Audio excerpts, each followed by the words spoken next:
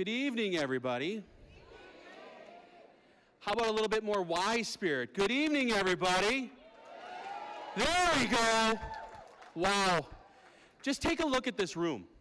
This is unbelievable to have this collection of just amazing servant leaders, people who care about people who care about our community, that pour their heart and blood and soul into serving others, and it's quite amazing.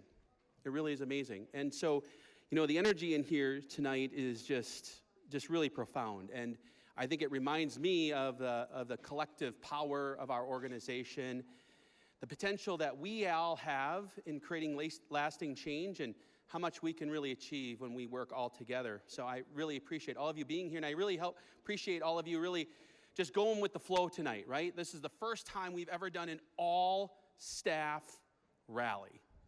An all-staff rally. Yeah. Now we have about nearly 1,400 staff, and we have nearly 700 of us here tonight in this room. That's just incredible. So tonight is really about a time of celebration. It's about fellowship. We're going to learn some stuff. And we're certainly going to have some fun because that's what we're all here about at the Y. We have an amazing program lined up for you this evening, and I think it's displayed up on the screen. If not, someone will help me out with that. So we're going to learn a little bit about our Mission in Action annual campaign. That's right, we changed the annual campaign now to Mission in Action, and we're going to learn a little bit about what it is, why it's so important, and how we can look to support it, and how it in turn helps to support our neighbors. We're going to take some time to recognize and celebrate some individuals who really clearly exemplify the Y's values and embodies that spirit. We're also going to celebrate some folks who have eclipsed some major milestones within our organization. We have an amazing presenter for you this evening, Kristen Bach, who will be talking about body language. I know my body language says, hey, I like cheeseburgers and Diet Coke. If you saw Christina and Patty out in the lobby as you came in, obviously you saw that body language speaks to pulled hamstrings for me, if I tried to do that. Anyways, we'll wrap up the evening with a few closing comments from myself, as well as we got some door prizes that we're gonna give away. Now, we did start a little bit late, but I promise you we will end on time from that perspective, so we want to be respectful of that. But before we jump into the full breadth of our program, we always like to start out with an invocation, and at this point, I'd like to invite and help me welcome up Matt Harper, who is our Association Resource Development Director, who's going to lead us in our invocation.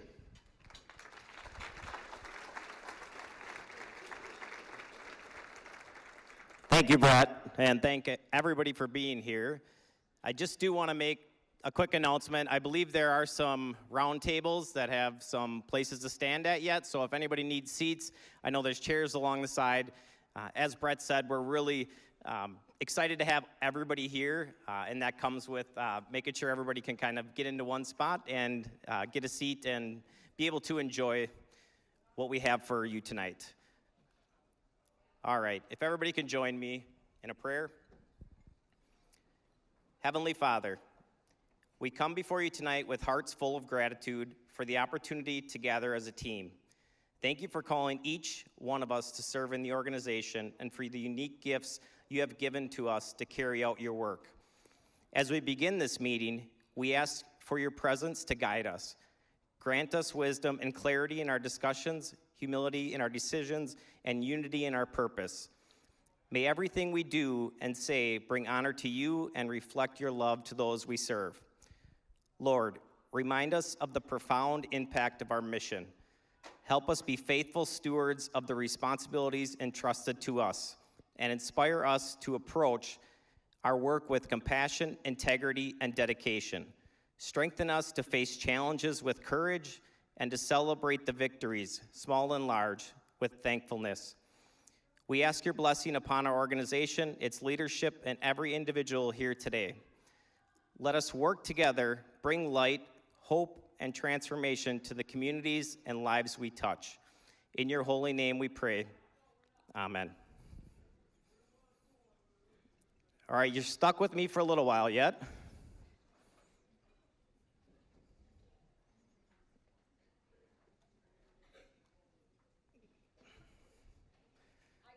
maybe with some of Sammy's assistance.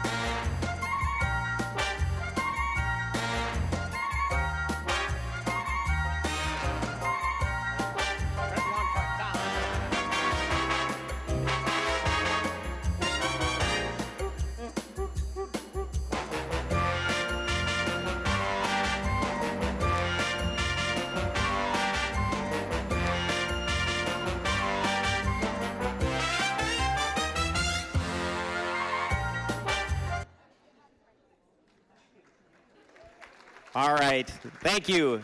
We really, excuse me, we really want to take a moment and have our leadership team up here, as well as, oops, almost dropped the iPad, that would have been bad, as well as other staff and groups who have helped us put this together to really show that we have the commitment. So everybody in one of these Mission in Action shirts has already made their pledge, has made a donation to the organization. So let's just give them a round of applause.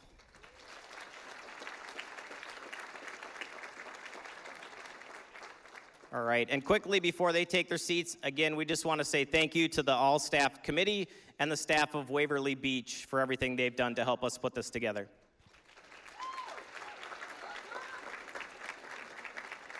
Thanks for the dance. Thanks for coming up. Feel free to have your seats, and please don't throw things at me.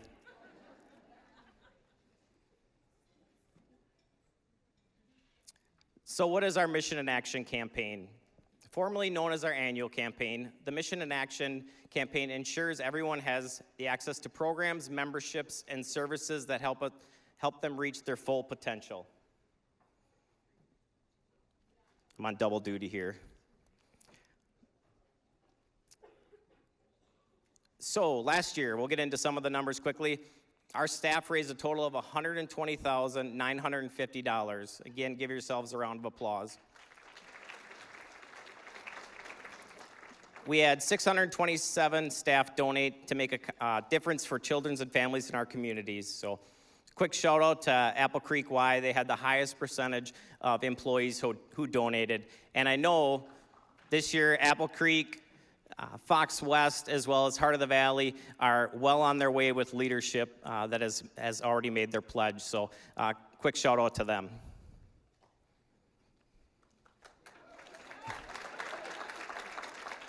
So we know it's hard to see some of these numbers. So at your table, we do have this printout that shows our impact from 2024. And on the back, we'll get into that slide a little bit later, but it'll show how you can make a difference. So I just wanted everybody to know, if you can't read this up here, they are on the table for you to take a look at.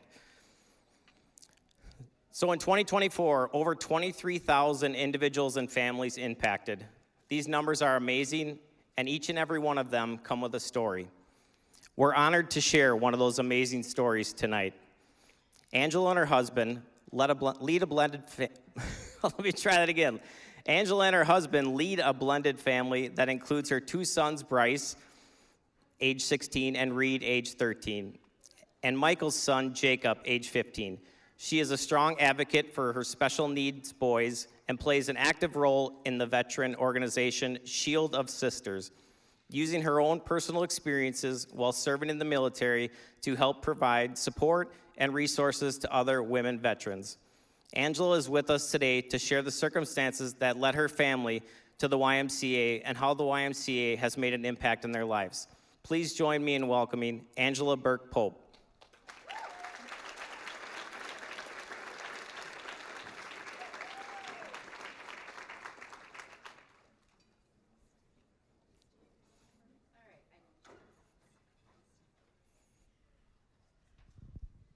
Holy cow. I promise I won't picture any of you in your underwear, you know. Yeah, I am just a mom of boys, normal everyday life. And a little over a year and a half ago, we were looking to get back in the Y, more involved. My stepson uses the Y as his go-to. He loves it. He's there more than he's home.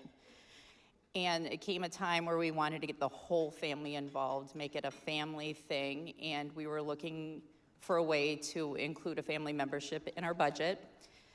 Around the same time, some medical issues from my time in service kind of caught up with me, and my husband lost his job to stay home as a caregiver. Around the same time, my older son, who has special needs, was in a program, and he needed extra assistance, which we knew the Y could provide through personal training. It's not cheap, but we knew it was something that he needed to make it to the next step in this program and get him closer to his personal goals.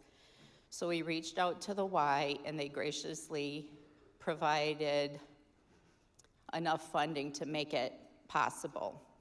And he did so well in this program. Thank you to Katie and Katie, his trainer, who has been amazing for Bryce, that the state was astounded by the progress, and they offered to fund his personal training from this point forward, because that is the impact Katie made with Bryce and how much success he had working with her. Now we're to the point where we can go as a family. Even though I can't provide our little vacations like we used to have, I can't provide our annual sunshine trip to get out of Wisconsin in January, the boys have a safe place to go. If we need them off their phones, they're going to the Y. If we need to spend some family time together, get on your swimsuits, we're going to the Y. If we hear mom on board, you're going to the Y. So I'm here today very grateful for all of you, because I know each and every one of you have some part in the day of other families like me. And it's without the assistance, the welcome nature of the YMCA, that I wouldn't even be able to provide these opportunities for my family and my son. Thank you. Sorry.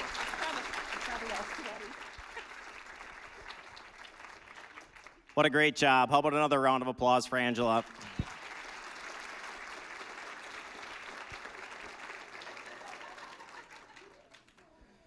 So there was a theme tonight.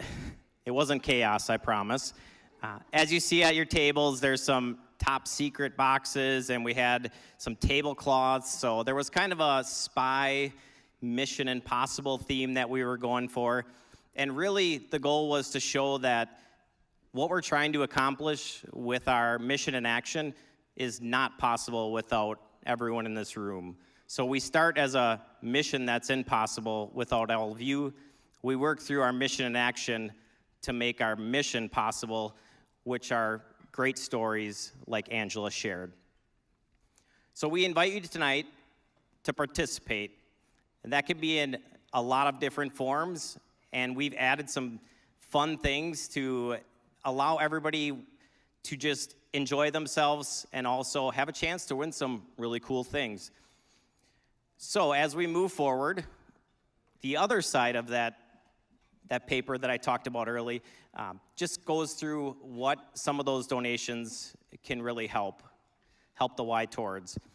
So you can see a $50 donation, $100 donation, $250, $500, $750, $1,000. It's really broke up to kind of break down what those funds provide for members of our YMCA.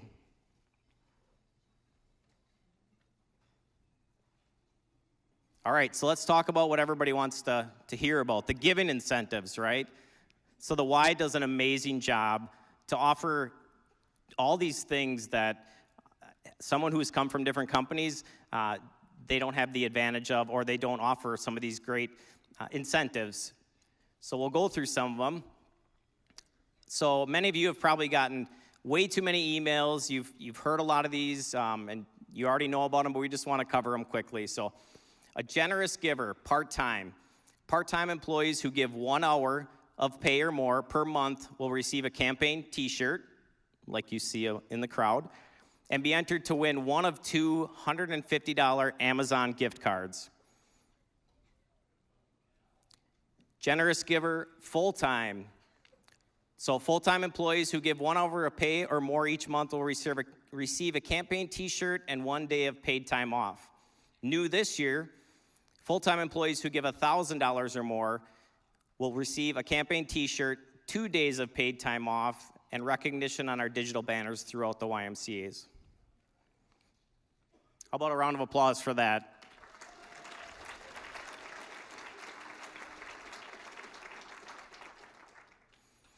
In case you didn't see some of the prizes, we have what I would say is the top prize, VR goggles, Meta VR goggles.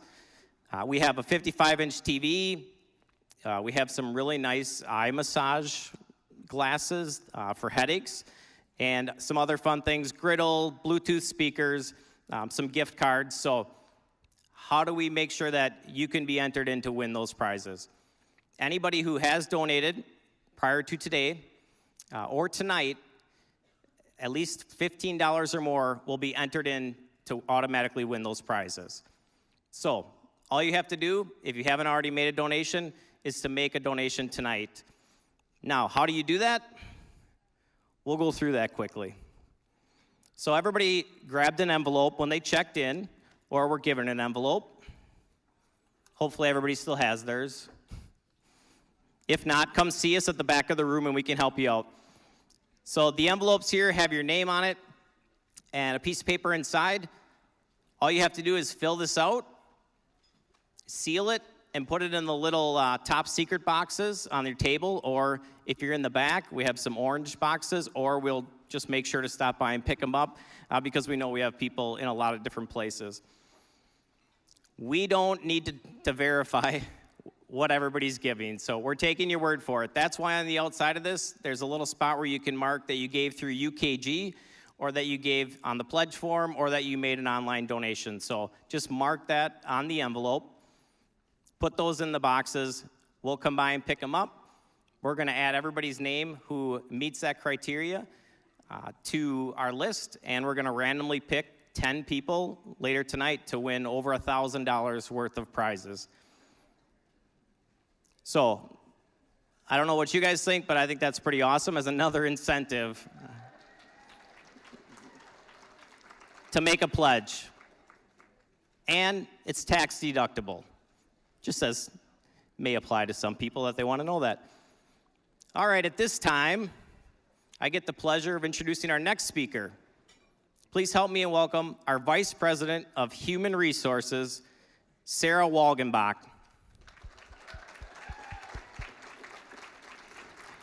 Sarah, just quickly before I turn over the mic, I want to make sure I cover a couple things, couple last-minute things. So we're excited to announce already tonight we've raised $75,000.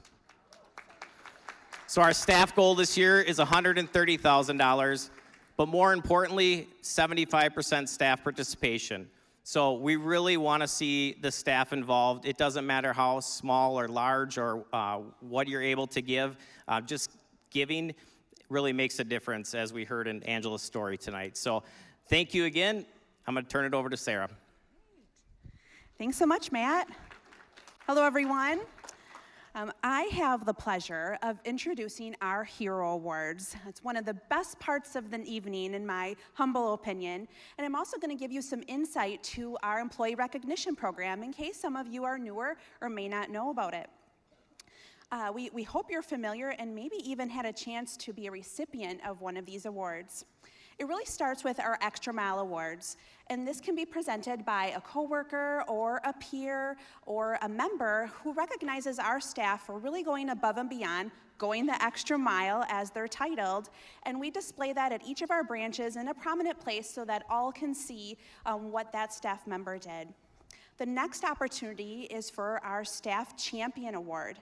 Staff are recognized by their branch management team for their exemplary service, initiative, and innovation in their work. These staff are made aware of their award at a branch meeting, branch quarterly meetings or beyond, and are also receive a special piece of apparel. So again, others can know that, hey, this individual was awarded as a staff champion. And then our highest level of award are those we're celebrating tonight, are our staff heroes. Staff are recognized each year at these meetings, at our all-staff meetings, for their outstanding service, impact to our members, and contributions to our community that really go above and beyond. Our heroes receive a special name tag, apparel item, again, so members and coworkers can recognize that this individual has been lifted up amongst their peers as someone who does provide outstanding service to the Y and to their community. That being said, we're going to start our introductions of our Hero Awards, and I'm going to turn over to Heidi Erickson for Apple Creek.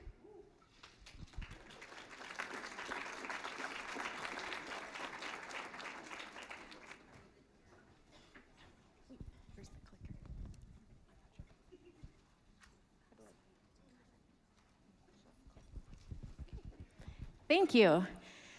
So, this person for Apple Creek is welcoming, humble, and genuine. Also known to be humorous, reliable, caring, and detail-oriented. This staff hero demonstrates the Y's core values and mission with everyone who walks on the wellness floor. They are a welcomer, an asset to the wellness team. Their energy and charisma shine to those around them. They are always ready to lend a hand for projects, jump in for last-minute staff needs, or even tell the funny joke to brighten someone's day. You can also find this person engaging in the music guessing game, Hurdle, with members and staff. This individual has been part of the community for a long time and is well known by many of the members. They always welcome everyone with a warm smile and loves to engage in conversation with them. Being a retiree, they are not here for the paycheck. Their love for the Y, and more specifically, Apple Creek, is what keeps them coming back. We would also like to believe that this energy and cohesiveness of the wellness program or wellness team keeps them from wanting to leave. His coworkers consider him to be one of the more outgoing members of the team. However, they don't feel he will ever outrank the GOAT, AKA Glenn. That being said, Brian Garvey is an amazing part of our staff and well-deserving of this year's Staff Hero Award for Apple Creek. Brian's only major flaw is his inability to start the snowblower during snowstorms. Brian, please come on up. And I'll turn it over to Tom. Thank you very much. This will be our Christmas card this year.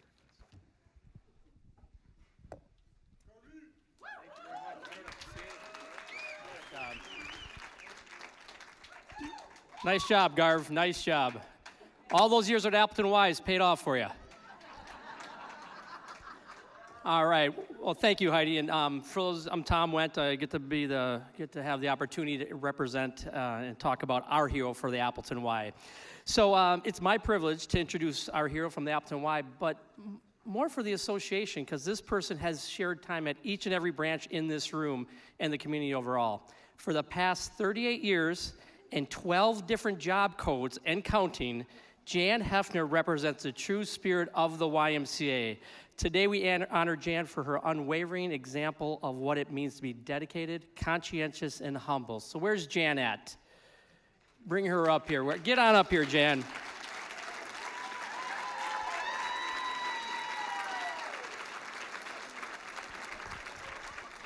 I'd like to embarrass you on stage, Jan, so everybody gets to see you. Hang tight with me for a second.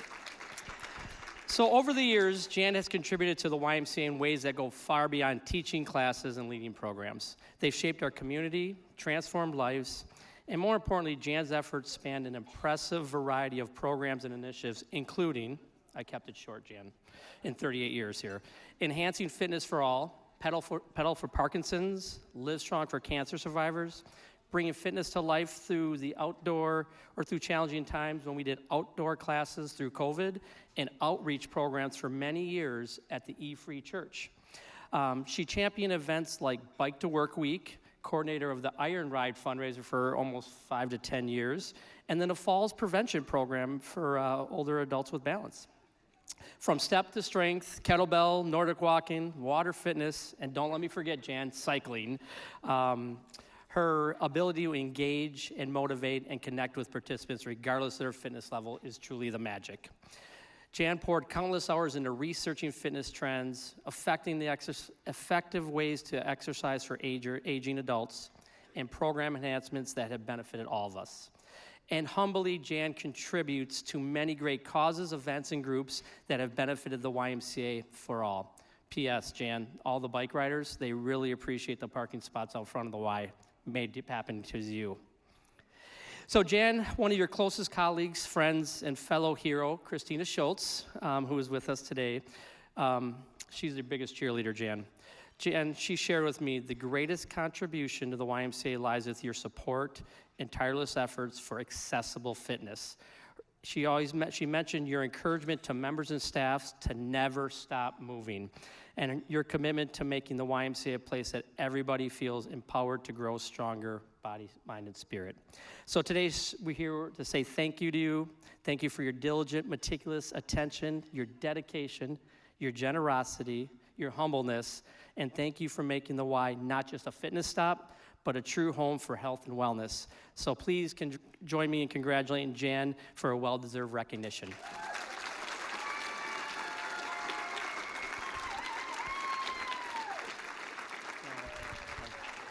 Jan, we're gonna go this way. Jan, I can't let you off the stage yet. We're going this way. Let's bring Heidi back here as we take a picture.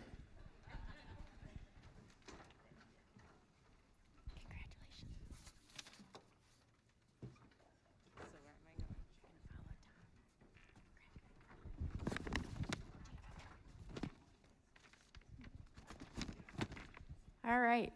You can go ahead.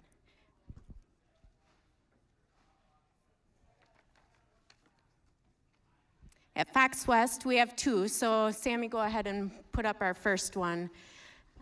This individual is friendly, helpful, and dedicated. This staff hero has grown tremendously in her role since joining the Y family in November of 2019. In an organization that literally runs on part-time employees, we get a natural-born leader who loves the Y, sees what's needed, and is willing to do it. You have a staff hero. This person's friendly and welcoming personality, paired with her strong work ethic and attention to detail, have propelled her from member service associate to member services specialist.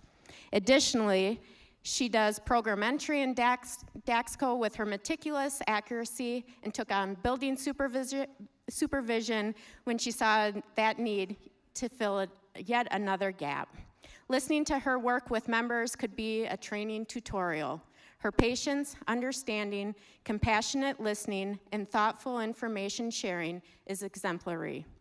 She is always eager to learn and jump into new things. As a strong believer in the Y mission, she and her family also participate in our programs to achieve a healthy mind, spirit, and body.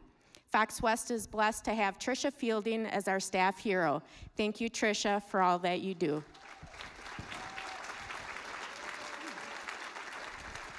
Come on up, Tricia.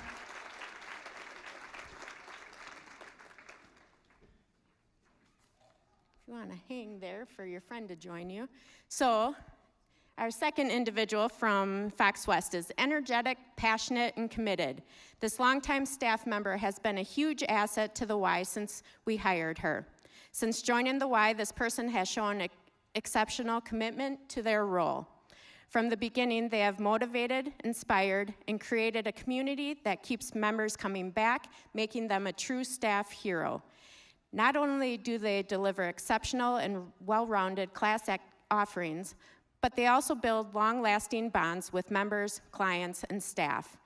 Beyond classes and training sessions, they bring an infectious energy and enthusiasm, encouraging others to push through challenges and celebrate successes. You will often catch them spending extra time chatting with members in the hallway or after classes. Their positive attitude and support help to foster a sense of community and belonging that is pivotal for our YMCA and our community. In every sense of community and belonging, in every sense aspect of their work, they exemplify what it means to be a true staff hero. Their hard work and genuine care for others they interact with makes them an essential part of our team. This person not only excels at caring for others, but for their family. Every day you will see a different member of their family at the Y, whether it's in Kids Corner, the pool, working a shift at the wellness center, or using it themselves. The Y's values clearly run deep through the entire family. She never thought she would work with the younger brother she never had or wanted. Outside of the Y, her values continue to show her work and foster respite care system. Her dedication to helping others is always visible both in and out of our building. We are incredibly proud to have Jen Baum on our staff and are honored to nominate her for this well-deserved recognition. Jen, come on out.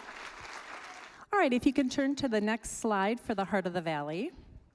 It is my absolute pleasure to introduce our Heart of the Valley Y staff hero.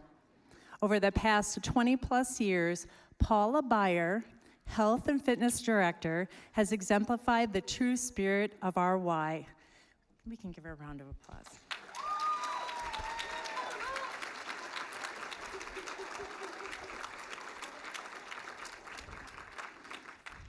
Paula is actually one of just a handful of Heart of the Valley Y staff who have been with us since we opened our doors in 2002. Her dedication and passion have touched countless lives, from helping members achieve their fitness goals to helping them see the potential within themselves to become a fitness instructor and guiding them on that journey, to creating an inclusive and welcoming environment for all. Her leadership and commitment make her a shining example of what it means to serve with heart and passion. Paula has always been the first to step up, whether it's to support her team or any other department within our Y. She can be seen lending a helping hand, giving tours, helping set up rooms for meetings and events, covering any fitness class for her staff, teaching CPR classes, leading our Giving Tree program, helping cover school sites within our before and after school program, cleaning during our summer shutdowns, lending an ear, and so much more. Her efforts have helped shape the culture of our Y and the well-being of everyone who walks through our doors. To give you a glimpse of her impact, let me share a few words from those who have worked closely with her. Paula has a gift for making everyone feel seen and supported. She's not just a leader, she's a friend and a mentor. Paula's positive attitude and energy are contagious. If you ask Paula for help with something, usually she has offered to help you before you can even ask. She will respond with, "Can do," or "Okie doke." And she jumps right in to help. Paula is an example of the impact one person can have when they dedicate themselves fully to a cause. So it is my great honor again to present our Heart of the Valley Hero Award to Paula Beyer.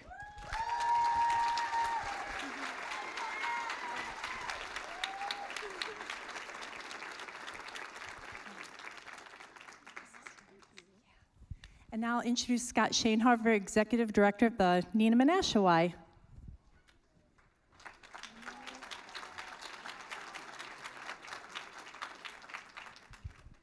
I get in all the hugs.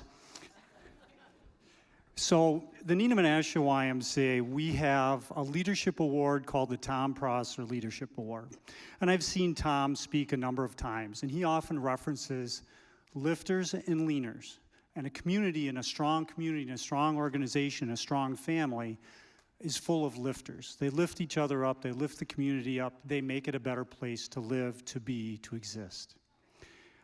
Our heroes, as part of our Y family, a part of really what we're all about in our culture, are lifters. And I'm really honored to recognize our lifter this year, our hero. So, unfortunately, I got to put these on. So our hero is dependable, a learner, and kind. Normally, I would just ad-lib this, but this was written by a person's supervisor. It's way too good. I couldn't do justice to this, so I'm going to read this. There are few people in this room who could depend on to remember what the Y was like 30 years ago. But there is at least one person who would remember not only what it was like, but also the faces, names, families, connections, furniture placement, policies, and rules, you name it. She probably remembers it, or at the very least, will think about it overnight and get back to you in the morning. In fact, you can depend on this person for anything. Arriving before a meeting starts, being where she is scheduled on time and with a smile, lending a helping hand, and encouraging others. She has worked in a handful of roles over the years at the Y, but her most impactful position has been as an early childhood teacher at the Nina Menasha Child Development Center. Debbie Sharkey, I'd like you to come up and join me, please.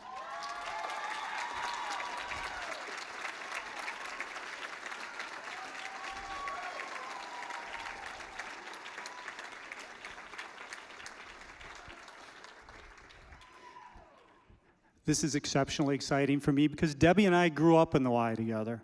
Well, she grew up, I just got older actually, but.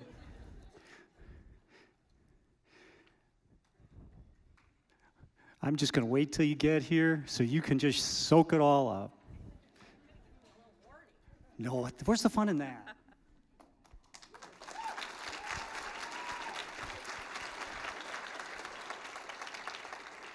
So Debbie makes her way into the center every day by 6:15. Snow, rain, sleet, doesn't matter. And she does not stop moving until she leaves for the day. Even then, we're not sure if she rests. Debbie volunteers for a number of organizations within and outside of the Y. She loves a good hike or spending time in nature. She participates in charity walks. She cares for her loved ones. You can depend on her for anything. Debbie is always searching for knowledge, information, new strategies. She reads more books than anyone I know. They know her at the Nina Public Library as that Debbie Sharkey. She takes well over the required amount of continuing education each year and encourages co-teachers to join her. She brings all her drive and knowledge to our center and keeps her kids entertained, engaged, and having fun. And periodically she visits me with one of our little friends who's having a tough day. But her love of life does not stop in her classroom. It spills over into surrounding rooms as she has taught American Sign Language to our preschool students for as long as I can remember. Debbie is one of the kindest humans to walk our halls. She's always first to write an extra mile award, recognize a good deed, or cheer someone on. Debbie is so amazing, she already has her own hero name, and I love this. It is Deborah-licious. So the story behind that is she created these handmade stories for the Chipmunk Room when the little people were having some issues. She gifted them. They're about kindness, sharing, not biting, which is a good lesson, and just wonderful stories that she comes in and reads to the kids. I cannot tell you how glad, how proud, and how thankful I am to have her as part of our Y family. And I'm thrilled to introduce her as the Nina Menasha YMCA hero, Debbie Sharkey. Take a picture of that. I'd like to introduce Brett and Danny to come up and do Years of Service Awards.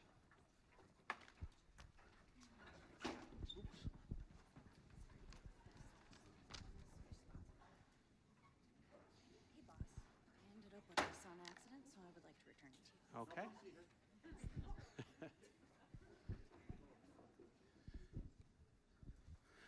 All right, well, congratulations again to Brian, Jan, Tricia, Jen, Paula, and Debbie for our Hero Awards. Can we give them up one more round of applause for all of them? So incredibly deserving. We have now hit the part of the program where Danny and I are going to break out in song and dance for all of you. She didn't know I was going to say that. I was going to see what she was going to do, but she was prepared. So we're going to recognize some individuals who eclipse major milestones in our organization, years of service. Not all of the individuals that are up on the screen are able to attend with us, so we're going to recognize those that are with us. And kind of the way we're going to do this is we're going to go by branch, and we're going to recognize those individuals. And when your name is called, please stand up, stay standing, and at the end, we'll give them a round of applause, okay? So let's start with our Apple Creek YMCA. Completing 5 years, Glenn Green. Where's Glenn? There you are, Glenn. Hold your applause. 15 years, Cynthia Reinhold. And 20 years, Shane Vronchek. Where is she? Let's give them a round of applause. Congratulations to all 3 of them. All right, we're going to move to the Appleton YMCA. 5 years of service that are here today. Please stand. John Eisenrich, Bailey Allison. Thank you, Amanda. All right, Sarah Miller, Lisa Nett. Those are childcare people. William Schmidt, Gabriella Silva, and Judy Saharsky. Those are 5 years. Stay standing. Now we're looking at 10 years. Suzanne Anderson, Alyssa Buckmiller, and Nancy Fridge. All right, that's 10 years. 15 years, Heidi Bowl, Danielle Cronin, Margaret Mahoney, Deborah Mazanek, and now 20 years, Donald Cadell and Christina Niebling.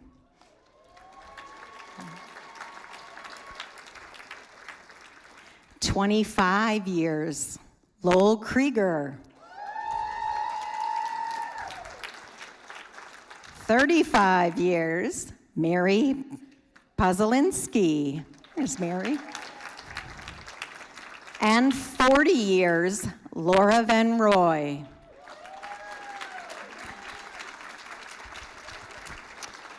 All right, for our CLC, celebrating 10 years, Emily Sprangers.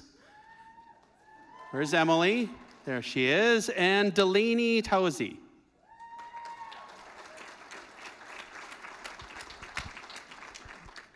The Fox West YMCA, 5 years, Gracie Baum, Jessica Engelbretson, Tricia Fielding, Emily Rank, Lori Schmidt, and Paul Spalding. 10 years, Carol Laibume Menon, and, is she here? I may have not gotten that right, Carol, but 10 years, congratulations. And 15 years, Joanne Meyer. All right, our Heart of the Valley YMCA, celebrating 5 years. Cami Doberstein, Elizabeth Mayer, Tina Tesson, Carrie Verbumen, and Kaylee Vitas. Celebrating 15 years, Jill Lotzer. And celebrating 25 years, Sherry Mason. 25 years. Congratulations. The Nina Masho YMCA, 5 years.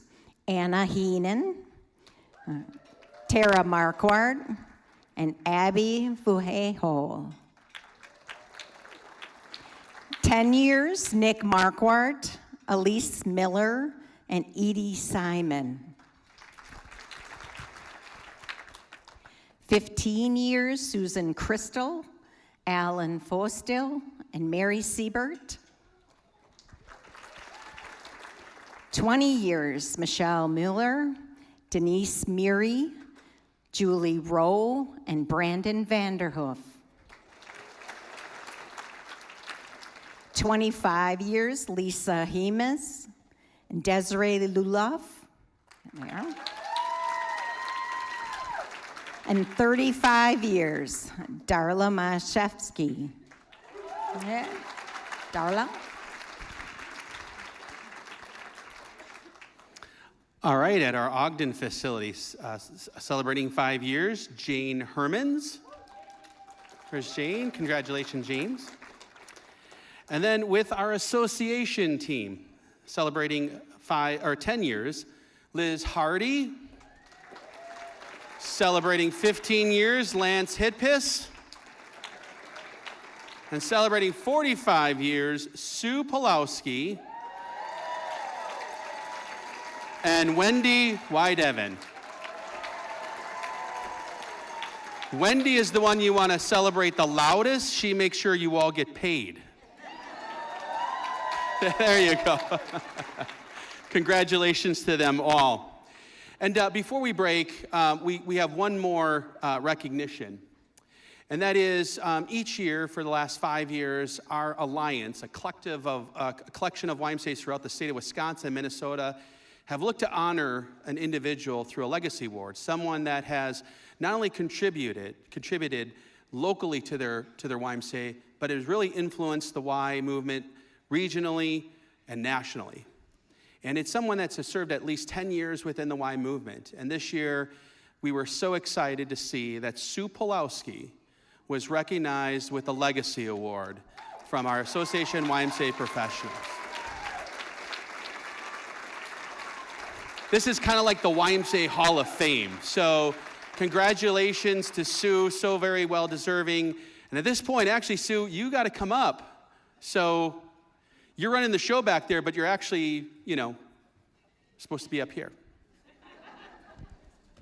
I got my own microphone, Brett. You don't work here for 45 years and don't get your own microphone. Please shut that off. Hey. Please shut that off. It's my turn. That's what we're all scared about. Okay, I get to introduce our guest speaker, our keynote speaker, the most amazing, I can't walk any faster, most amazing speaker I've ever heard. Her name is Kristen Bach.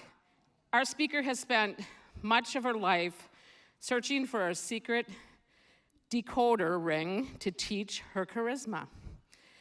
As a shy, awkward teenager, she started to hone her people-watching skills, but it was her first job out of college that really skyrocketed her abilities. Her position as a live-in manager at a group home for 5 intellectual disabled men was the perfect training ground for understanding nonverbal communication, behavior, and people skills. She is a certified body language trainer, I didn't want to say that wrong, has coached TEDx speakers, has been featured on The List, an Emmy-winning national television show, and is the 2024 recipient of the Rising Star Award with the Wisconsin National Speakers Association. She and her family have hosted numerous exchange students, and she believes that chocolate is the ultimate universal language. She's here today to help us tune in to our clues, all the clues around us, so we can enhance our communication. Welcome, Kristen. Hello. Thank you, Sue. There's so much goodness in this room, and a lot of heroes. I just want to say, I Googled it, 180 years that the YMCA has been a positive force. Just think of all those generations and how you've iterated and evolved and do good work. And I really can feel it. You're good people. So I'm excited to be here, and especially because you're heroes, which ties in beautifully with my theme of comic books. So I've been kind of obsessed with comic books lately, and it's because they've stood the test of time, as you have as well. So with comic books, I'm like, why is it? And it's, in my opinion, because you've got a hero on a journey, telling a great story, fighting for good. They're also wearing a really cool costume. They live in this graphic world with bright colors, and my favorite, sound effects. Really great sound effects like splat and boom and kapow. But my favorite thing with comic books is that everyone is walking around with a speech bubble over the head. How cool is that, right?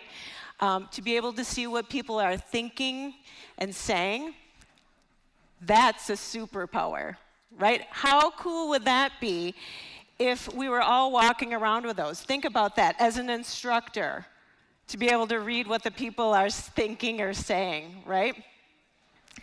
That would be cool. That would make you a really good instructor, boss, friend, neighbor, partner, you name it. So too bad we can't. Or can we? What if we applied this concept to the real world? This idea of speech bubbles. And no, we can't have these little handy speech bubbles, but we can pay attention to body language and nonverbal cues.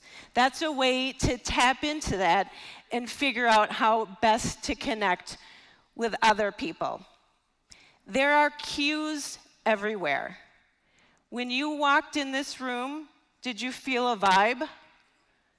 Yeah, it's everywhere, and those are nonverbal cues. And I want us to pay attention to that. Now, it's not mind reading, darn, but it's still a pretty great skill. So I'm here tonight to talk to you about making your interactions more heroic. Because when you can tap into and read body language and nonverbal cues, it allows you to interact on a deeper level. You can make connections, you can respond in real time and figure out how best to connect. And also, when you understand how you're showing up, it allows you to fill in your own speech bubble and show up with a positive impact, not a negative one. So we're going to dive right in and start talking about body language and cues, and I want to begin with how we show up.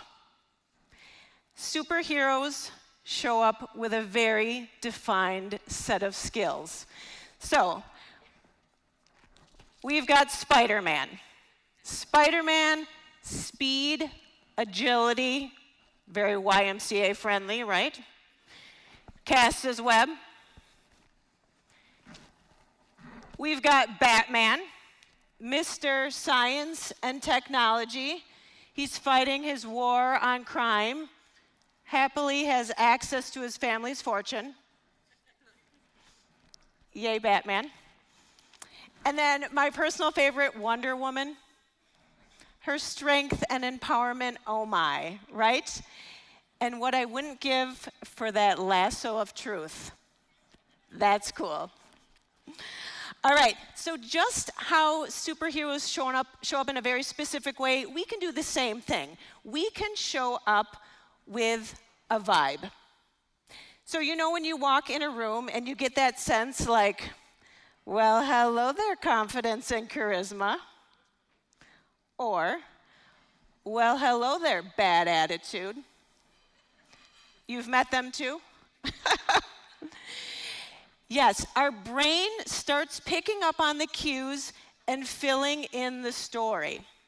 It starts to create an image or a narrative. There's cues all around us that do that. So without us even saying a word, we start to do that. So as a matter of fact, you've already created a story about me. Your brain's already done that. I hope it's a good one. All right, and sometimes we don't get a lot of cues. It can be confusing, and that's something we want to avoid. So I want to take you back in time to a moment when I had a really difficult speech bubble moment. So we're going to go back to 1992. Think Whitney Houston, landlines, and scrunchies. Remember those? The mission, to land my first real job in the caregiving field. So I put on my oversized blazer, electric blue, with shoulder pads. I borrow my parents' beige Camry with the tape deck, and I drive to the interview. The receptionist compliments my chunky highlights, and my confidence soars. I've got this. And then the HR rep calls me back. And when I enter her office and see that face, my confidence plummets. There's no smile. There's no nod. It's just a blank, expressionless, deadpan look. It's cueless. Have you ever been in a conversation with someone and you're trying to figure out how you're doing? You're trying to read their speech bubble and you get nothing? You know, like the unspoken cues that tell you how you're doing, and it's crickets? That's me in the interview, sinking in social quicksand. She asked me to tell me about myself, so I start to ramble. I'm a hard worker. I want to help people make a difference, change the world. I believe that children are our future. Yeah, I literally quoted a Whitney Houston song. I'm about this close to citing the Pledge of Allegiance when my interviewer lights up. Literally. She pulls out a cigarette, keeps the deadpan face. So now I'm answering questions, but through a haze of Newport Slim smoke. It's brutal. And the real kicker, she doesn't offer me a cigarette. I mean, it's the 90s, basic smoking etiquette. I muddle through. She tells me, I'll call you next week. And I leave with zero understanding of how I've done. Did she love me? Did she love me not? Or was she just making her shopping list? I don't know. I couldn't read her speech bubble.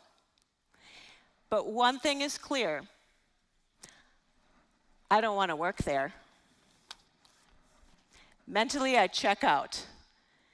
How many of you have actually based a decision on a vibe you felt during an interaction?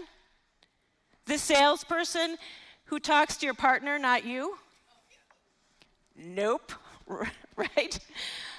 The colleague, perhaps, that says, great job, and you know they didn't mean it. Or what about that person that is talking to you and never looks up from their phone? Nope. That's our brain at work. And when it gets cues it doesn't like or understand, it starts to fill in. And it's not always in a good way. So because my interviewer was cueless, I was clueless. And isn't it ironic, don't you think? That there I was pouring out my heart and soul to a person in the caregiving field who wasn't showing me with her face or body language that she cared at all. Pro tip, if you're passionate about something, tell your face. So I want to just try something for a second, just humor me. I want you to tilt your head a little bit, give me a little smile, and a nod. Oh, you look adorable. You look engaged. I would have killed for that in my interview. Can you feel that difference? Yeah. In my time doing body language, I've really learned that a lot of things bubble up. So fast forward to the pandemic. where I'm on a virtual call and I catch a glimpse of myself on screen. And that's when I see it. RBF. Resting bothered face. Even though I feel engaged, my face is saying, better schedule that root canal. There's nothing quite as humbling as being someone who talks about communication and then seeing yourself on a Zoom call giving out negative vibes. How's your Zoom base? And Sue, how did I do in my video calls to you? I hope I didn't have Zoom face. Sadly, I'm no stranger to giving out confusing vibes. In high school, my friend told me, when I first met you, I thought you were mysterious. Mysterious? Isn't that just code for creepy? Now, this was during my all-black phase. Clothes, eyeliner, mood. My nonverbals were shouting, stay away, even though what I desperately wanted was to be liked and accepted. I wasn't tuned into my cues. So whether it's an interview, a Zoom call, or a new relationship, our cues matter. It's the unspoken story we tell every day. What vibe are you giving off? How many relationships and opportunities are you missing out on because your cues and body language maybe aren't in alignment? I like to think of it as a bit like that text you get, sure, okay, without the emoji. Are they agreeing? Upset? It leaves us guessing. We need to take responsibility for our cues because if we don't tell the story, someone else will. So, I'm going to tilt my head, smile and nod, and say, don't be cueless. So what do I mean by cueless? Here's my definition. This is cuelessness. This is a growing problem among the business community, but let's face it, the global community at large. We are losing our ability to communicate. And it genuinely can be fixed by us. It is your response ability that's going to move the needle with this. So, how many of you have been told, don't judge a book by its cover? Yeah, we hear that all the time. But the fact is, we still do. At least our brain still does. So I want us to just think about the brain a little bit because our brain is doing a lot of things. It's reading a lot of cues. So it makes sense that we take a look at it. So have you ever seen a face in a random object, like a piece of bread? Anyone have Mother Mary on a piece of toast? No? A coffee lid? A house? A variety of objects, right? We see that. I have lost hours of my life. There's a Facebook group called Faces and Things. I can't get enough. Okay, there's actually a name for this. This is called face pareidolia. And this happens because our brains are hardwired to look for patterns, and faces are patterns. So this even happens at birth. So when we're born, we immediately gaze into our parents' faces, and ideally, they gaze lovingly back. And immediately start planning our lives, right? Okay. What is happening here is a chemical called oxytocin is being released. That's nicknamed the cuddle hormone. And it's what allows us to connect and bond. So handshakes do that, but same as eye contact. It creates this connection and bond. I read a fascinating book a while back by Brian Hare and Vanessa Woods. The book is called Survival of the Friendliest.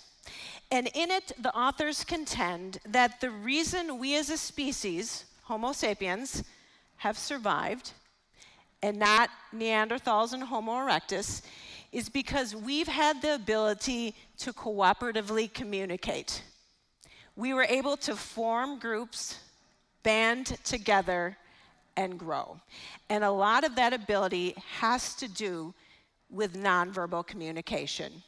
So brains and brawn, yes, that helped, but we were able to communicate, band together, and grow. So if we look at our sclera, that is the fancy word for the whites of your eyes, you'll notice something if we compare it to our closest primate relative. If we look at a chimpanzee, I think bonobos also fall in this category, and us, you'll see a big difference. So primates have dark sclera where we have white. So why is that? Now, chimpanzee. Let's imagine a chimp is over here and it's looking in that direction. Unless you were quite close, you would have a hard time telling where their eyes were looking. They're camouflaged. So just out of curiosity, I'm looking over there. How far back can you see that? Like right here, okay. Okay, kind of mid-room. You're able to see what direction I'm looking. Our brain knows that. It's starting to communicate with you. So if you look up, I'm gonna look up. And this isn't just FOMO, fear of missing out. This is wanting to self-preserve, right? Because is something happening? Is something falling? Do I need to be aware of this?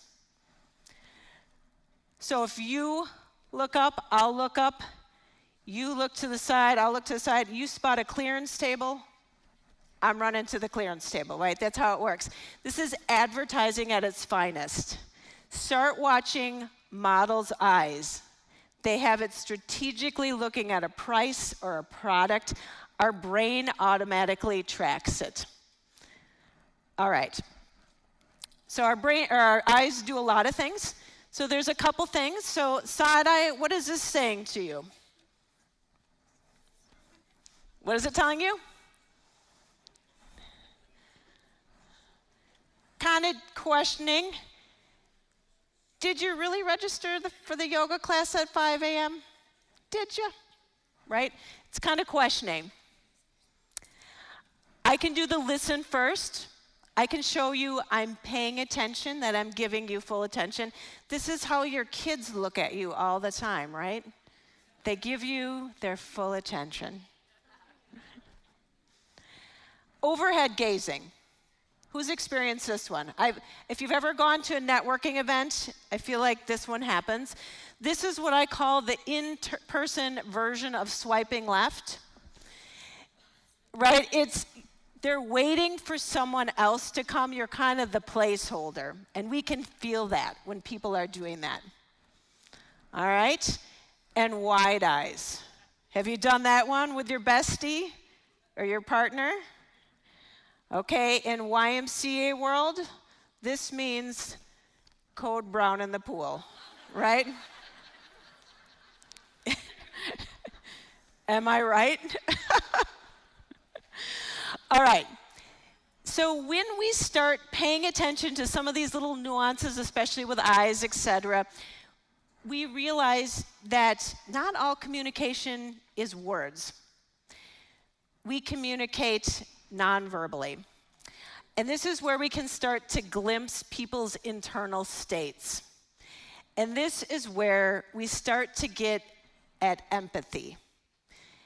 Empathy builds connection. This is a huge part of what you do. So, quick story. I was recently reminded of this. So, Sue mentioned our family hosts exchange students.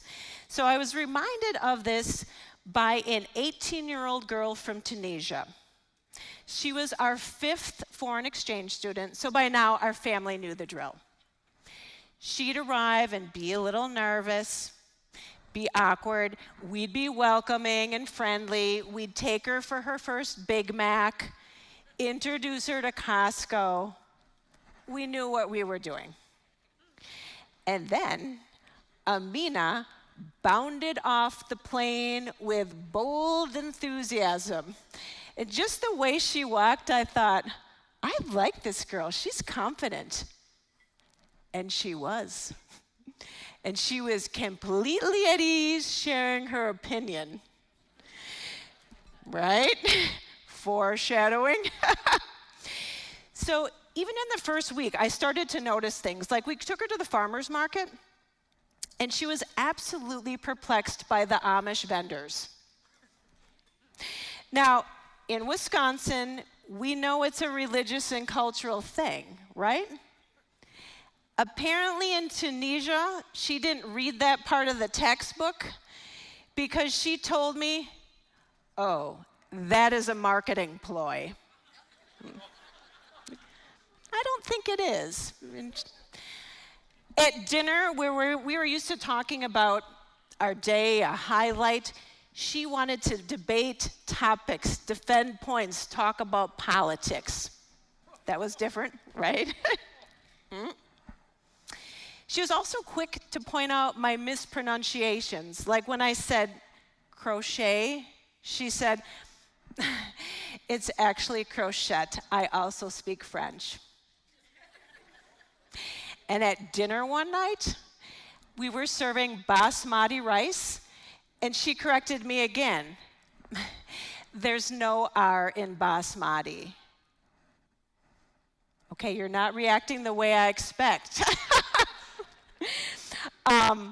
My response was, I know there's no R. I didn't say it with an R. So we kind of had this back and forth because my fear was her behavior, we're a week in, is going to be perceived as rude. And that typically doesn't make for a great exchange year. So I said, hey, Amina, I think we're bumping up against some cultural differences here. We tend not to be quite so direct in the Midwest. She was genuinely surprised. I gave the example of how correcting a teacher in class might go differently here. Her response, wouldn't they want to know they were wrong? Well, yeah, but you might want to do that after class as an aside. You got to kind of read the room. She just looked at me like I was from a foreign country. So that night, I was lying in bed. We're a week into this, and I'm frustrated. And truthfully, what I wanted to say was, hey there, little Miss Thing. You need to show some respectful behavior. Did you see my face? Did you hear my voice? I was upset. You need to pay attention to people's perspectives. And that's when it occurred to me, in my effort to teach her about respect, I was trying to fix her behavior and was completely ignoring her perspective. Yeah. When I took a moment to stand in her world, ask some questions, well, I learned some things. Like in her family, being right is respected. At her pioneer school, that's code for smart kids school, correcting a teacher in class is favorable because it shows what bright students they're teaching. So yeah, the student had become the teacher. So what I want you to realize is we're going to be talking about body language and cues, and that's important, but you also have to step into the body. Look at the perspectives. It's not easy, especially when you're feeling the emotions. We work with a lot of challenging people with different opinions from different generations. It gets sticky. So if you can ask a few more questions, dig a little deeper, you can often find a different perspective lying underneath. So I want you to get curious and really start leaning into this idea of stepping into someone's body in addition to observing their cues. So yeah, it was a fun year. And eventually, it really was. Eventually, we ended up coming up with a code word that we could use when we felt our feathers getting ruffled. You're welcome to use it if you want it. The code word is basmati, with or without the R. Okay, so we've talked about some facial expressions, some eyes, empathy. It goes deeper than that, though, because when our brain sees someone, it starts analyzing, forming opinions, making determinations. So I want us to look at that. I want us to do a little bit of a quiz. I want you to show you how your brain works. So you should have an A or B card at your spot. Let me, should have one of these. Okay. All right. I'm going to just have you go with your gut. Our first question is, who's going to give you better customer service? Do you think A or B? Okay, I see a lot of A's. Okay, those of you with an A, why are we saying A? How do we know that's the person we want? Okay, smiling. Eye contact, approachable. Okay, B doesn't want to be there. Who has been served by B? Yes, we have. All right, so we know that. Again, they've not said a word, but if I'm interacting with someone, I want A. Who's more confident? Now we're getting harder. All right, give this one some thought. Okay, I think I see more A's, but we've got some B's in there. Okay, those of you that are saying A, why? No sunglasses. Smile. Open arms. Okay, so here's a little bit of, if any of you are on a dating app, here's my pro tip. Only one picture with sunglasses. We want to see your eyes. Okay, so we can see the eyes. A couple of you said arms are open. Now I'm going to share something with you that you will not be able to unsee now. You ready? B is called the fig leaf. Okay? Can you see it now? You will see it all the time. Why we do this is we don't have bones protecting our vital organs. So when we feel threatened, anxious, insecure, pudgy, we tend to block with our arms. And this is sort of covering your privates, right? So you start to see this in kind of awkward situations. People don't know what to do with their hands. We see that. All right. Who's more interested in your idea?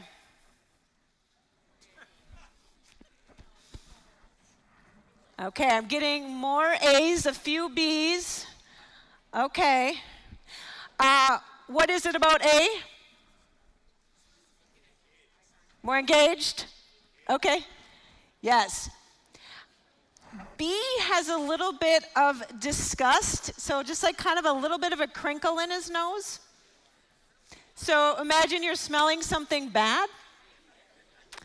So if you say, what do you think of the new guy? And I say, yeah, he's okay. I'm really telling you, no, I don't really like him. So we can start to see a little bit of movement there. All right, who do you approach first at a gathering? Okay. Ooh, I think there's a couple A's. Okay, what makes B more approachable? Okay, the smile. Head tilt. Okay. All right, so neither one of them is blocking. But what is about A that we don't like? Intimidating, defensive, snooty.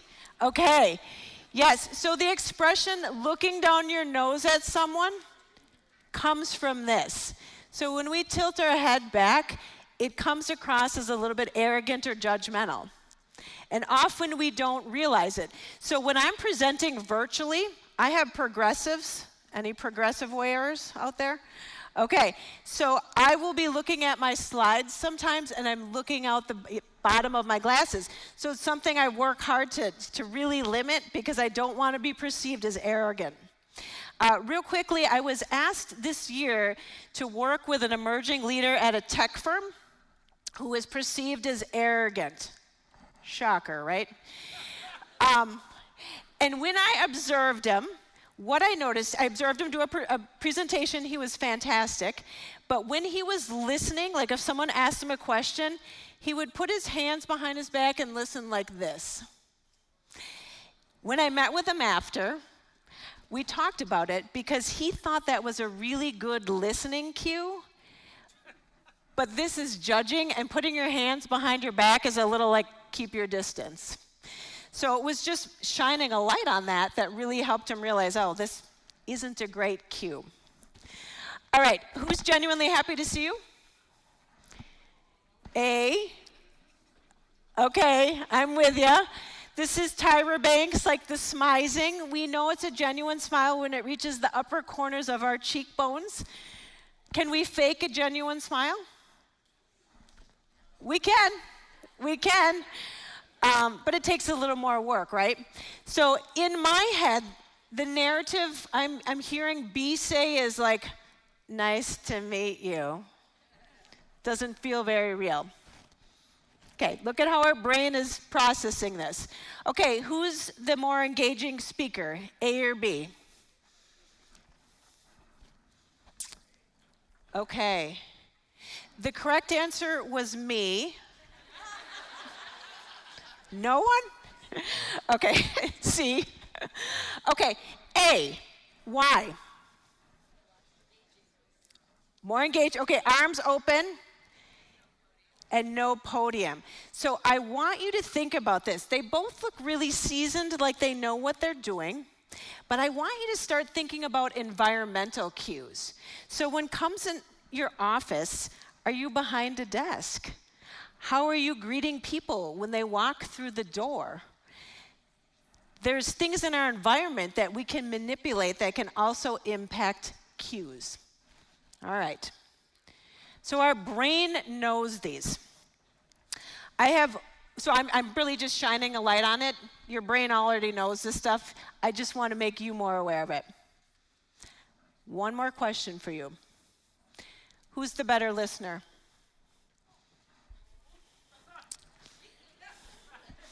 Since more split, gotta go A. Okay, I think we're 50-50 on this one. All right, so you both get credit. You both get credit. But I'm gonna say A because of the head tilt. Where are my dog owners? And cat. Why do we love it when they tilt their head? Because they're listening. And it's adorable. It's darling. Okay, so if I say, did you hear that? You'll probably go, what? And you're literally exposing your ear. So our brain understands that as a listening cue. We do that. So this is a high warmth cue. There are many people who listen like B. And this works too. This is more of an intense, focused look. So this is a higher competence cue.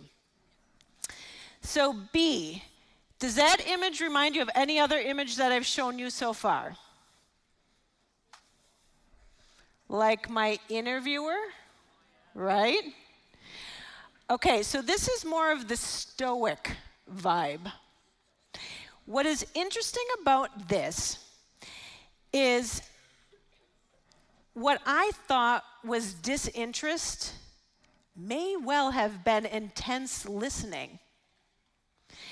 This starts to go back to this RBF. Now, you'll notice before I said bothered face. You may have heard a different B word, but that B word implies gender. And RBF is an equal opportunity employer. Right? It affects all ages, races, and genders. So we're going to take a look at that. I'm going to put a pin in this for now because I want to go back to my smoking interviewer, right? So again, what I thought was disinterest may well have been RBF or just genuinely intense listening. She was clueless. She was unaware of how she was showing up, and my brain started to create a story. So let me hit you with a few stats.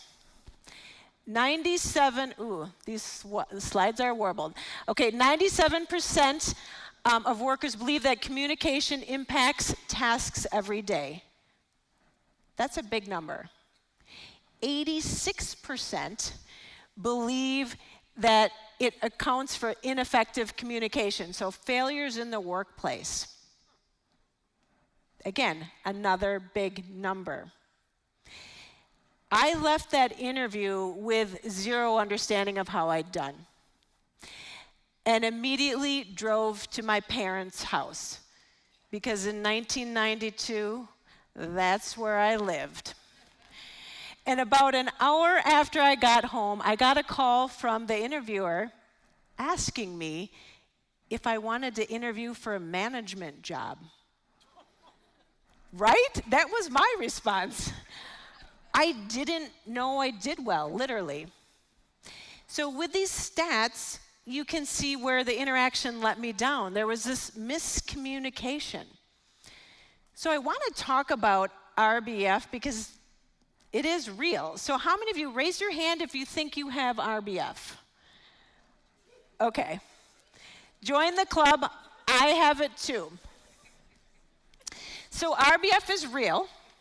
Here's my scientific test. If you've ever been minding your own business, you're reading a book, you're on the computer, you're making a snack, whatever it is, and someone says to you, "Are you okay? Or are you mad?" You probably have RBF. What it is when your face is in a relaxed state, the corners of your mouth often turn downwards, sometimes your eyes. So it can give you a bit of a sad, but more often an irritated or angry look. Not normally what we're going for. Once you realize that you're showing up this way, you can kind of take stock of it. So the pandemic was kind of a moment because a lot of us are on calls virtually. And that's where I noticed, oh, I really do have RBF. So here's me on basically every Zoom call if I'm not thinking about it. Like I am engaged in my head, but I'm not really showing you that, right? So I can warm it up. I can do cool tricks like tilt my head, nod, smile. I can even throw in a vocalization. Oh, sure. Whoa, yeah. Okay, so if you see the side by side, who do you rather talk to? Yeah, B. Yes, it's B. Okay, now I said it's an equal opportunity employer. Meet my neighbor, Tom. Tom has been told his entire life that he's intimidating, and yes, he is. So I asked Tom if I could film him. Not that kind. I said, "Tom, if I bake you a pie, can I film you?" And he did it. Okay, so here is the side by side, but you can see that difference, right? You'd rather talk to B. Now, most of the time when Tom's cutting his lawn, he's outside, it's A. All right. Meet our very first exchange student. This is Angie. She came when she was 16. She is now 30. And she visited us about 2 years ago. She's an architect in Bali, just married a guy from Italy. We're going to their wedding in June. They're having a big celebration. So this is her at about age 28. She still looks about age 16, right? Palangi has severe RBF, right? So she's often told she's intimidating. So I told her, guess who's filming you? I am. So get in my office and I'm filming you. Okay, so here she is.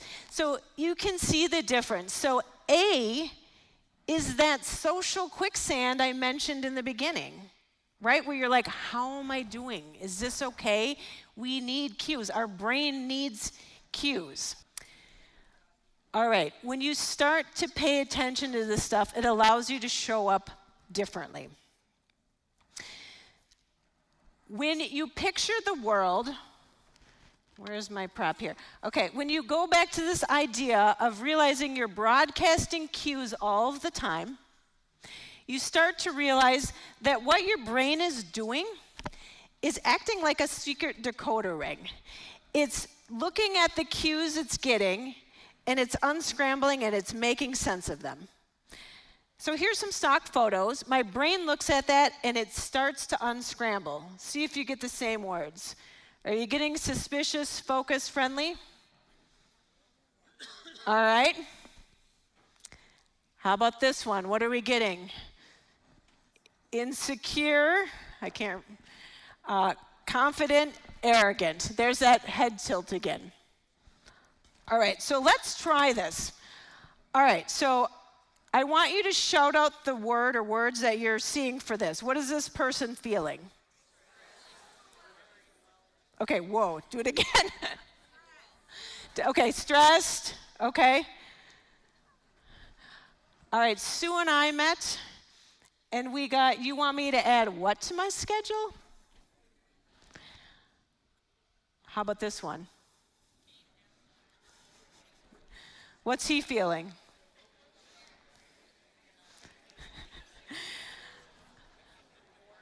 Is that puke in the hallway? How many of you have cleaned up puke in the hallway? Yeah. Okay, all right. How about this one? Thinking, a little suspicious, or Sue Pulowski might know who could help with this, right? How about this one? What's the vibe? Teaching? Anyone get early bird vibe? I showed this to a group of flight attendants, and they immediately said, oh, that's a morning flyer. Right? By the way, flight attendants are brilliant at reading cues. They're figuring things out very quickly. All right, last one. How about this one? What am I going to have for dinner? Okay, I don't know who ate Jan's lunch from the staff fridge. Okay, so you see what your brain is doing, right? Where it's starting to figure that out. So this exercise that we just did is based on a study I read. In the study, participants were asked to pay attention to the person's emotion and then track it on an app. They were asked to do this for 1 week, and it was for any interaction longer than 5 seconds, so really brief. So basically, it's a version of the speech bubble, and it would look like you go to the grocery store, you interact with the checker or the bagger. When you leave, you're recording, bored, happy, whatever it is. What they found is the participants that genuinely did it, who really did the exercise for 1 week, actually increased their emotional connection and empathy with others. By simply paying attention to the other person and what emotion they were feeling, literally made them have a stronger connection. And this is the secret sauce. When you can make someone feel seen and heard, when you can control how you're showing up, you're a next level communicator. And when they were going through awards and listing words, I heard things like humble. They made me feel seen, etc. You are doing that, but I want you to be really intentional about it. This is such a great skill to have in your back pocket, to understand. Think about the person who did this to you last, who really made you feel seen. That's a gift. We feel that. Harvard did a study, and they found that when we meet someone, we're really assessing them on two different levels. So when we first meet him, we're deciding, do I trust this person, and can I rely on this person? And it actually goes in that order. So this is getting at warmth and likability and competence and influence. Now, in most careers, in school, in our professional life, we are rewarded for competence. The skills, the degrees, the technical things that we bring. And we don't give the same kind of emphasis to the warmth part. And I have to know I'm safe and I can trust you before I care what you're going to do for me. So this starts to get into charisma. That's for another day. But I want you to understand the importance. And I have to say why people are awesome with the warmth and likability part. So don't lose that. You're really good at it. All right. How do we do this? How do we become more intentional? If you're me, you write a little blueprint and you think about how you want to show up. So when you walk in a room, what walks in with you? So in the interest of time, I'm going to keep this brief, but you should have a worksheet on your table. And I want you to just take a minute to really think about what are the 3 words. When you walk into work tomorrow, how do you want to show up? What are your words? So I'm literally going to give you like a minute. So go ahead and write that down. All right. In the interest of time, I'm going to keep us moving. You can do this personally, professionally, or on a project. I want you to start thinking about how am I showing up? What am I doing? Okay. So I'll give you an example. So for our time together today, these were my 3 words. I want to show up with intention. So I wanted to show up and be informative, meaning I need to give you stats, figures, studies, science. I can't just give you my opinion. I wanted to be engaging, meaning I want to be in your head and you think about how this applies to your life. So that means telling stories. That means doing, activities that get you involved. And I want it to be inspiring because I want you to leave with at least one thing you're going to try immediately as a result of our hour together. That was my goal. Cool. The hard part is reverse engineering that. So this helped me create content. Your challenge, your homework is going to be to take your words and start to reverse engineer it.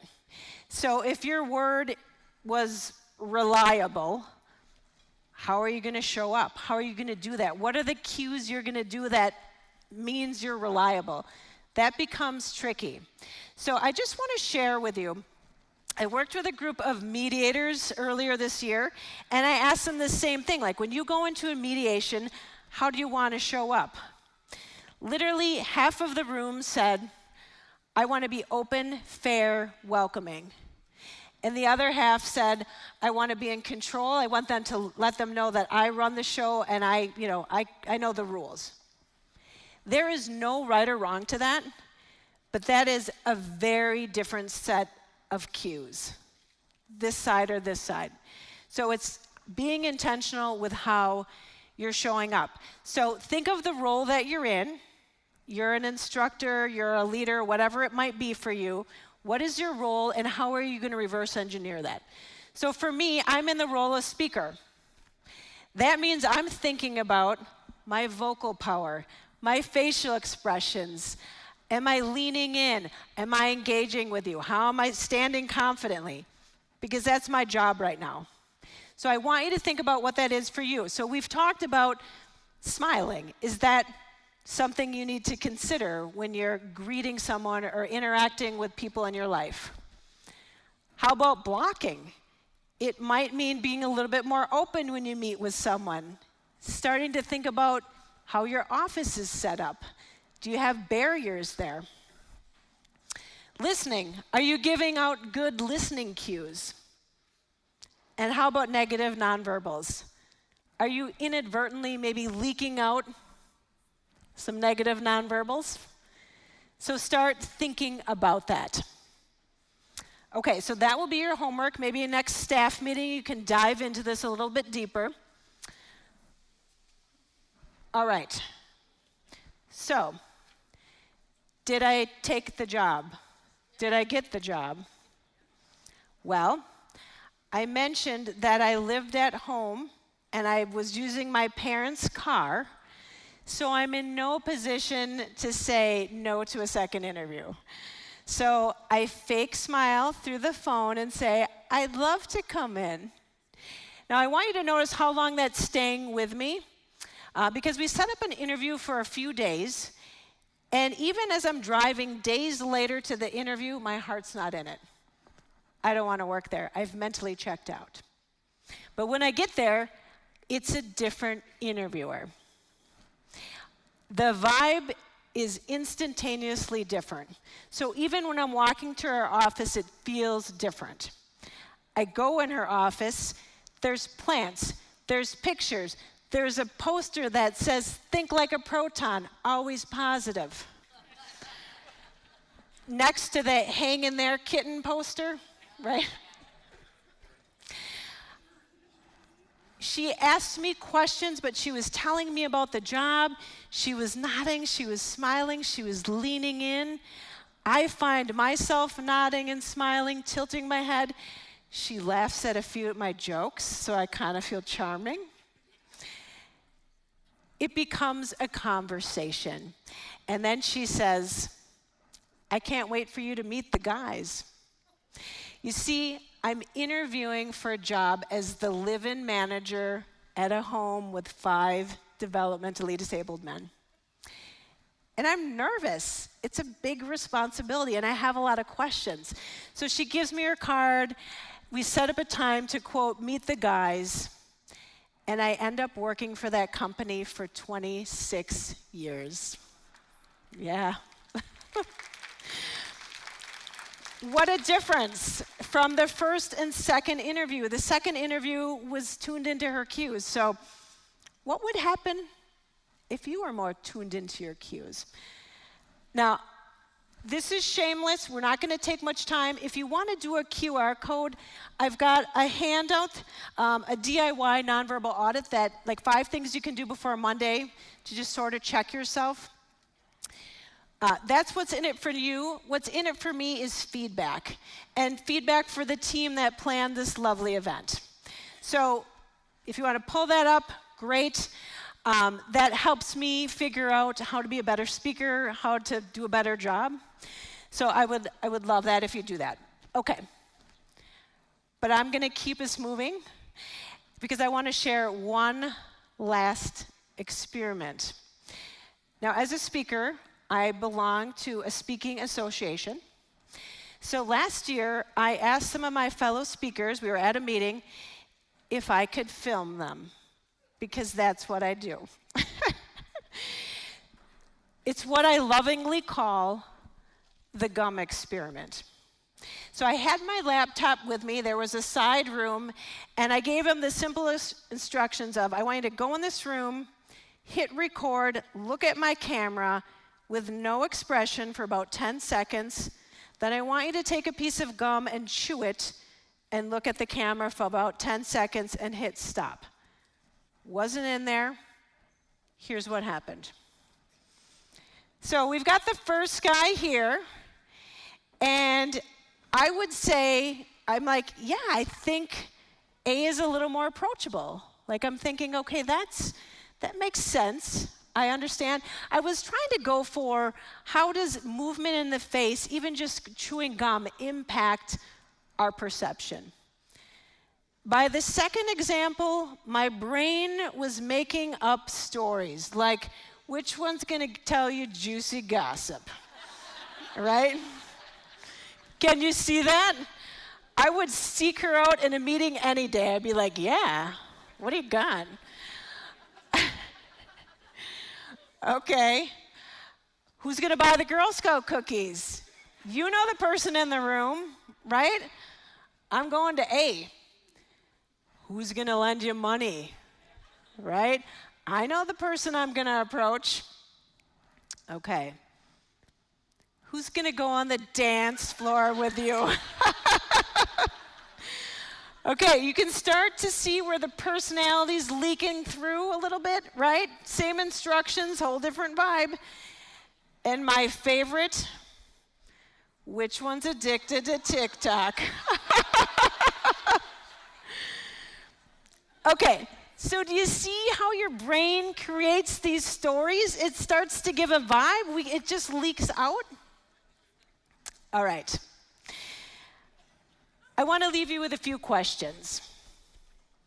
Number one, when you walk in a room, what walks in you, with you? What's your vibe? What would people say? 2, are you more like the first interviewer or the second? 3, what is your speech bubble saying? And 4, what would happen if you tuned into your cues? Would it impact your personal relationships, your professional relationships? Would you change your Zoom background? Would it impact a promotion or a relationship? I just want you to give that thought, because it's usually these tiny little tweaks that can make a big difference. All right, so I want you to give serious thought to what's your face saying? What's your environment saying? Have you been on that Zoom call where you're looking up someone's nose? There's horrible lighting, right? That's an impression. And what's your speech bubble saying? What is it saying about you? Tuning into your cues does take work, but most things worth doing take work.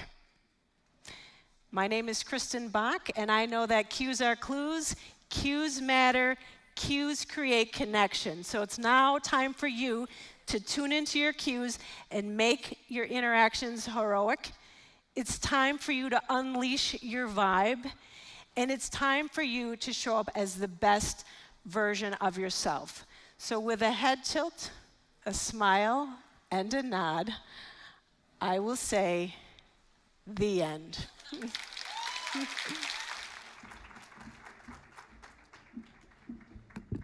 Kristen, hold on. Thank you so much. Great.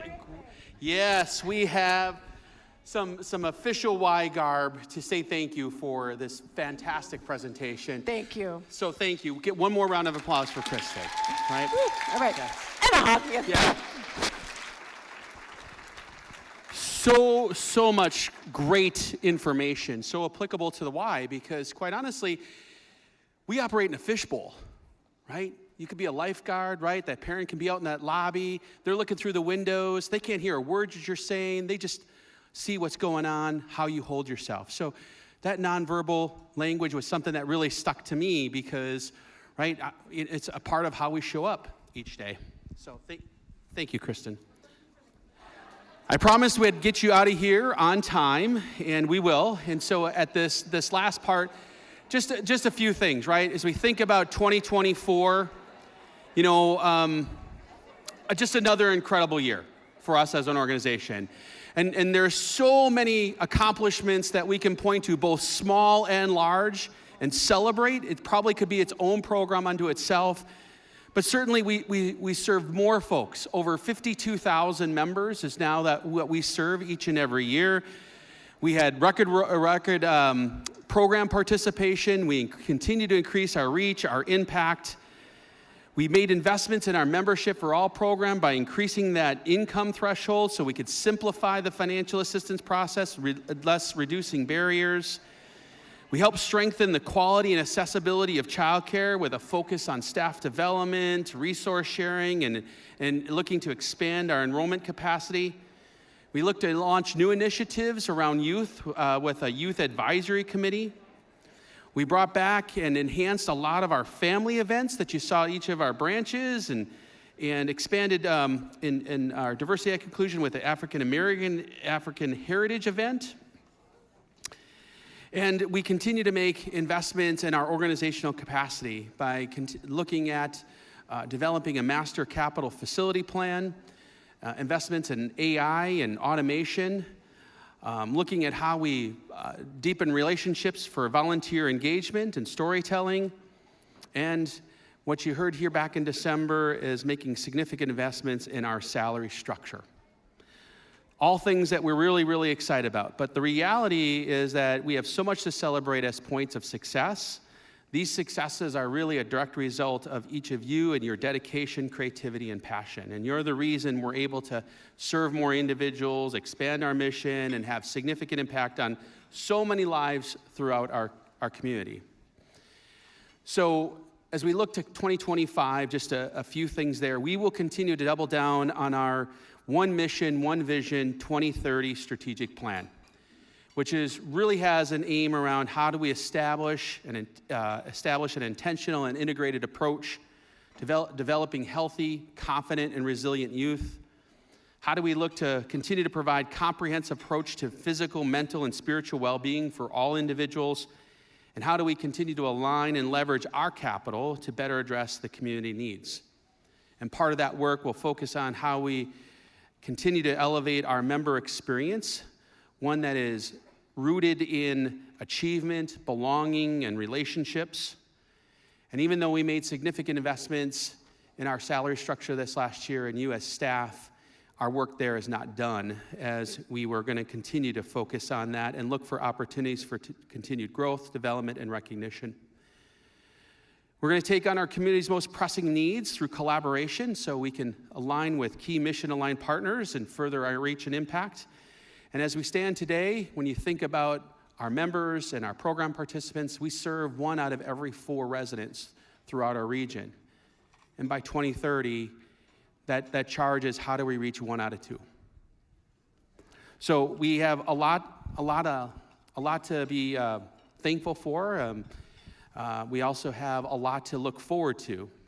And let's take in everything we've achieved this past year and use it as a foundation to dream bigger, work smarter, connect deeper in 2025.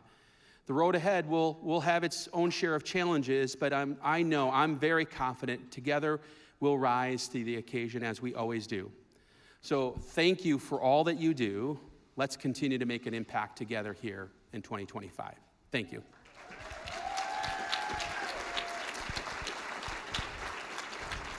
And one last recognition. Can we give it up to our team that put together this evening's event? There's a lot of hard work, so thank you for that. Onward, upward. Have a good evening. God bless.